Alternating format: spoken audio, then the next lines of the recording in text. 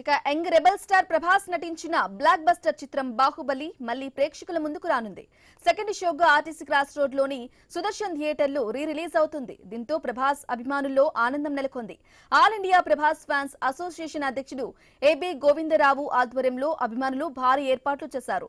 Theatre ఎదుట ప్రభాస్ భారీ cutout ఏర్పాటు చేసి బెంగళూరు నుంచి ప్రత్యేకంగా తెప్పించిన 1500 కిలోల పూలతో అలంకరించి సంబరాలు జరుపుకున్నారు. రిలీజ్ సందర్భంగా థియేటర్ పరిసరాలను పండగ వాతావరణంగా మార్చేశారు అభిమానులు. ఇక కొందరు ప్రభాస్ పోస్టర్లు, బ్యానర్లు ప్రదర్శించగా మరికొందరు సోషల్ మీడియాలో హ్యాష్ ట్యాగ్లతో ఆనందాన్ని వ్యక్తం చేశారు. బాహుబలి రిలీజ్ అందరి వల్ల ఏపీ గోవిందరావు బెంగళూరు నుంచి దండ వేసిండు. వాళ్ళు బ్యాక్ ఆర్టీసీ క్రాస్ 35లా ఇలా చేసేద్దాం కానీ ఉందా లేవు, మళ్ళీ మేమే ట్రై చేయాలా.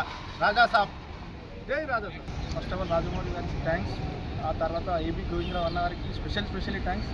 ఎందుకంటే ఈ దండ బెంగళూరు నుంచి 1500 కిలోల పూలతోటి అన్న అరేంజ్ చేయడం జరిగింది. కావున మా ఫ్యాన్స్ అందరము గట్టిగా సెలబ్రేషన్ చేసుకోబోతున్నాము.